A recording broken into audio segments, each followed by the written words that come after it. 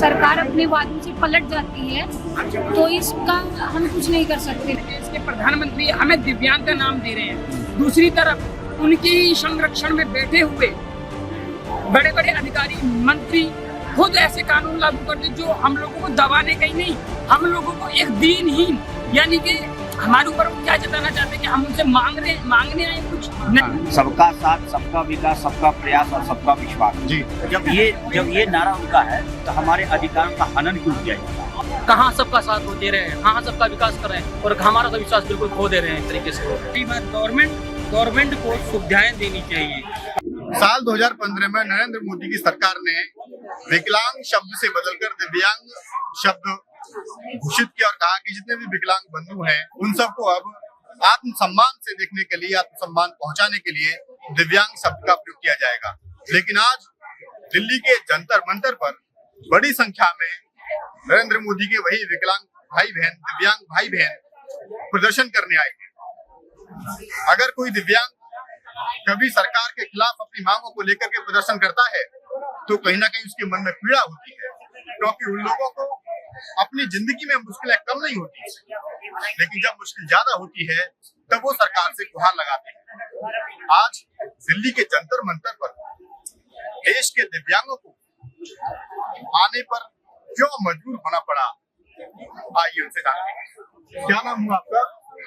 मेरा नाम निभा है और मैं बीपीए छात्रावास की छात्रा हूँ।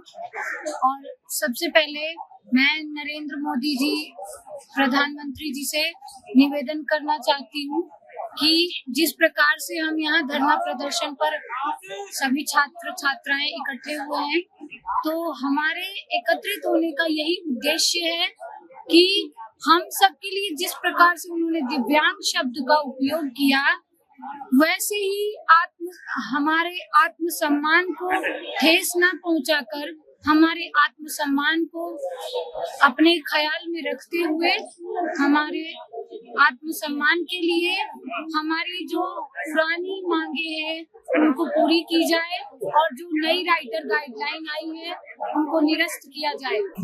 हमारी मांगे पूरी हो, हमारी मांगे पूरी हो, हमारी मांगे पूरी हो। आपको उम्मीद है कि आपके अच्छे दिन आएंगे? हाँ जी, देखिए उम्मीद तो है, लेकिन यदि सरकार अपने वादों से पलट जाती है तो इसका हम कुछ नहीं कर सकते। लेकिन फिर भी जब तक हमारे हित में हमारा प्रयास सफल होता हुआ नहीं नजर आएगा, जब तक चाहे तब तक हम धरना प्रदर्शन करते रहेंगे। हम हार नहीं मान सकते ऐसे, क्योंकि यदि हम हार मान गए तो वही हमारी कमजोरी को साबित किया जाएगा कि हम लोग कमजोर पड़ गए। लेकिन हम लोग इतनी आसानी से कमजोर नहीं पड़ना चाहते, हम कमजोर हैं भी नहीं। मेरा कहना ये है कि सरकार कमजोर मानती है, स्पेशल मानती है, तो स्पेशल जैसा न्याय क्यों नहीं कर पा रही अगर मानती है वो? हाँ, यही तो हम सभी का कहना तो यही है। उन्होंने जिस प्रकार से हमें संबोधित किया दिव्यांग कहकर, उस प्रकार से हमें न्याय भी देना चाहिए। हमारे न्याय पर प्रतिबंध क्यों लगा रही है सरकार? हम तो सरकार से स्वयं ये सवाल करना चाहते हैं। सरकार ही अगर झूठ बोलने लग जाए तो आप बताइए, आपने अभी जैसा एक प्रश्न किया था मैम से कि अच्छे दिन, जब सरकार के बड़े बड़े अधिकारी अगर झूठ बोलने लग जाएं, आज कहते हैं कि हमने ये जो अधिनियम लागू किया है स्क्राइबर गाइडलाइंस को लेके, उसको हमने 31 दिसंबर तक निरस्त कर दिया है, यानी कि 31 दिसंबर तक ये लागू नहीं होगा। दूसरे ही दिन, 24 घंटे नहीं बीते, दूसरे ही दिन दूसरी गाइडलाइंस, उनका नोटिफिकेशन जारी होता है कि यही 1 अगस्त 2025 में जो उन्होंने स्क्राइबर गाइडलाइन जारी की है उसे पूर्ण रूप से लागू किया जाता है हर एक एग्जाम बॉडी के लिए। तो इससे बड़ा दुर्भाग्य क्या हो सकता है, ये बताइए। हम कैसे मान लें? हमारे देश के प्रधानमंत्री हमें दिव्यांग का नाम दे रहे हैं, दूसरी तरफ उनकी संरक्षण में बैठे हुए बड़े बड़े अधिकारी मंत्री खुद ऐसे कानून लागू करते जो हम लोगों को दबाने का ही नहीं, हम लोगों को एक दीनहीन, यानी कि हमारे ऊपर वो क्या जताना चाहते हैं कि हम उनसे मांगने आए कुछ नहीं। सर, हम उनसे मांगने नहीं आए, हम उनसे अपना अधिकार छीन लेंगे और लेने का अधिकार रखते हैं जो हम छीनने आए हैं। उनको देना ही होगा, क्योंकि हमारी जनसंख्या 1, 2, 4, 500 नहीं है। आज के टाइम में भारत के अंदर 3.5 करोड़ की आबादी, जो कि केवल नेत्रहीन की है, 3.5 करोड़ की। अगर पूरे डिसेबिलिटी को जोड़ा जाएगा तो 21 करोड़ से ऊपर की आबादी, जिसमें लोकोमोटो डिसेबल, हैंडीकैप या कानों से गूंगे वगैरह सभी आ जाते हैं। मोदी जी का एक सपना था, कहते हुए कई बार उन्होंने अपने भाषण में भी कहा है, सबका साथ, सबका विकास, सबका प्रयास और सबका विश्वास। जी। जब ये नारा उनका है तो हमारे अधिकारों का हनन क्यों किया जाता है? मेरा तरीका है। भारत माता की, भारत माता की, दिव्यांग एकता, दिव्यांग एकता जिंदाबाद। अभी तो ये लड़ाई है, आगे बहुत लड़ाई है। अभी तो ये लड़ाई है, आगे बहुत लड़ाई है। कोई तोहफा, कोई इनाम नहीं लेना है। कोई तोहफा, कोई इनाम नहीं लेना है। हमें हक चाहिए। कोई तोहफा, कोई इनाम नहीं लेना है। हमें हक चाहिए, एहसान नहीं लेना है। धन्यवाद। मोदी सरकार जो है, मैं आपसे बात कर रहा हूं, जी सर। वो कहती है, उसने जब सरकार में आए तो उन्होंने जी। दिव्यांग नाम दिया। जी उन्होंने कहा कि प्राउडली फील होगा इससे जी। विकलांग लोगों को। जी। लेकिन क्या नाम से ही सब कुछ हो जाएगा? सर, मेरा मानना यह है कि नाम देने से कुछ नहीं होता। जो हमें सम्मान चाहिए वो अगर हमें नहीं मिल रहा तो इस नाम का हम क्या करेंगे? हमारा वही नाम अच्छा था। तो केवल हमें उपहास करने के लिए एक दिव्यांग शब्द दिया गया है, जो आज देखा जा रहा, आप देख रहे हैं, आप भी रोज कवरेज करते होंगे। जब से ये कह रहे हैं हम टेक्नोलॉजी में आगे बढ़ाना चाहते हैं, आपने कई कवरेज की होंगी। जब नॉर्मल लोग पेपर देते हैं, आपने देखा होगा उनके सिस्टम, मतलब कंप्यूटर कभी सिस्टम बंद हो जाते हैं, कभी कीबोर्ड खराब होते हैं, कभी माउस खराब होते हैं। और ऐसे हम विजुअल इम्पेयर्ड पर्सन, सर बताइए हम कैसे करेंगे? और जो वो मैंने अभी मेरा एसएससी टेस्टिंग का जो एग्जाम हुआ है, मेरे को पहले सीटी शो किया मेरा दिल्ली, और एग्जाम 31 जुलाई दिखाया। जब मैंने 30 तारीख को अपना एडमिट कार्ड डाउनलोड करने के लिए गया तो मुझे पता चला कि मेरा एग्जाम 29 जुलाई को गाजियाबाद में था। अब बताइए दृष्टिबाधित बंदा कैसे हम जाएंगे? बताइए गाजियाबाद कितनी प्रॉब्लम फेस करनी पड़ती है। सिस्टम की वजह से तो हमारा पेपर छूटा है सर, हमारा भविष्य दाव पे लगा है। और जो ये राइटर गाइडलाइन 1 अगस्त 2025 वाली आई है, तो ये तो बिल्कुल ही हमारे लिए एक तरीके से कहना चाहिए कि हमें सरकारी नौकरी से बाहर करने का पूरा रास्ता सरकार ने बनाया है। मोदी जी को कहीं ना कहीं दिव्यांग शब्द तो दे दिया, पर दिव्यांगों की जो पीड़ा, जो प्रॉब्लम्स आती हैं, उनके बारे में उन्होंने कभी जानने की कोशिश नहीं की। कभी मोदी जी हम दिव्यांगों के बीच में आकर के कभी देखे हैं? वो मन की बात करते हैं। मन की बात में हमने भी अपने क्वेश्चन भेजे, पर उन्होंने उनका कोई रिप्लाई नहीं दिया आज तक, न कभी उनको मन की बातों में उन्होंने उठाया है। हाँ, वो उन्होंने 2014 में बेरोजगारी, रोजगार के नाम पे ही चुनाव जीता, और उसके बाद से आज तक रोजगारी पे कोई बात नहीं, बेरोजगारी पे कोई बात नहीं। केवल उनको चाहिए क्या, हम विकसित बनाएंगे। कहते हैं सबका साथ, सबका विकास, सबका विश्वास। कहाँ सबका साथ वो दे रहे हैं, कहाँ सबका विकास कर रहे हैं, और हमारा तो विश्वास बिल्कुल खो दे रहे हैं एक तरीके से वो। तो इस तरीके से न भारत विकसित बनेगा। कहते हैं कि हम विश्व गुरु बनाएंगे। किसी की शिक्षा का हरण करके तुम इस देश को विश्व गुरु बनाओगे? जैसे हमने देखा था प्रोटेस्ट कुछ समय पहले और भी चल रहा था, नॉर्मल लोगों का भी चला, टीचरों पे लाठियां बरसाई गई। क्या इस तरीके से देश विकसित बनेगा, विश्व गुरु बनेगा? नहीं बनेगा। मोदी जी, आपके जो दिव्यांग नाम दिया, केवल आपने हमारा उपहास करने के लिए दिया है, और दिव्यांग शब्द नाम देने से हमारा कल्याण नहीं होगा। हमारा कल्याण होगा हमारे लिए नई नई योजनाएं लाना, हमें शिक्षा, रोजगार और हमें आवास, ये तीनों चीजें देने से हमारा कल्याण होगा, न कि दिव्यांग नाम शब्द देने से होगा। इसके लिए मैं मोदी जी, माननीय मोदी जी से ये निवेदन करूंगा कि कृपया जागृत हो, कभी हमारे बीच में आकर के देखें, हमारी प्रॉब्लम को सुने कि हमें कितनी एजुकेशन में दिक्कतें आती हैं, कितनी प्रॉब्लम फेस करती हैं। जो अभी सीबीएसई बोर्ड में चल रहा था 10th 12th से, जो बेचारे किसी कारणों से नहीं पढ़ पाते थे, जिनकी फाइनेंस कंडीशन वीक होती थी, सरकार ने क्या किया, सीबीएसई बोर्ड ने 10th और 12th दोनों एग्जाम बंद कर दिए, कोई फॉर्म नहीं निकलता। तो पहले हमारी वहां से शिक्षा हरण की गई। अब इनकी विचार ये है कि हम इनकी नौकरियां भी ले लें, और दिव्यांग जो है वो केवल भीख मांगने के अधिकारी हों, और हमें इनको अपने बराबर नहीं खड़ा करना है। केवल हमें एक घृणा की नजर से देखा जा रहा है। तो आप खुद बताइए, क्या दिव्यांग शब्द देने से हमारा कल्याण हो जाएगा? बिल्कुल नहीं होगा। ये केवल हमारे साथ क्या हो रहा है, हमारा शोषण, इसके अलावा कुछ नहीं। दिव्यांग मंत्री बने हैं, क्या वो खुद दिव्यांग हैं? वो हमारे बारे में समझ पाएंगे? जो अभी डिप्टी सेक्रेटरी राजेश अग्रवाल जी बने हैं, क्या वो दिव्यांग हैं? कभी दिव्यांग के बीच में आकर के देखा उन्होंने? क्या उनके घर में कोई दिव्यांग है? यदि इनको तब पता पड़ेगा इनके घर में कोई दृष्टिबाधित होगा, और जब उनको प्रॉब्लम आएंगी तब इनको पता पड़ेगा, क्योंकि इनके बच्चे तो विदेशों में पढ़ते हैं, इनको क्या दिक्कत है? कभी इन्होंने आकर के देखना चाहिए एक बार। जैसे मोदी जी और जगह जाते हैं, कॉलेजों में जाते हैं, बड़ी बड़ी यूथ कैंपेन में जाते हैं, क्या कभी दिव्यांग के बीच में आकर नहीं देख सकते? क्या हमारे प्रधानमंत्री नहीं है वो? क्या हम वोट नहीं देते? हम देश के नागरिक नहीं है?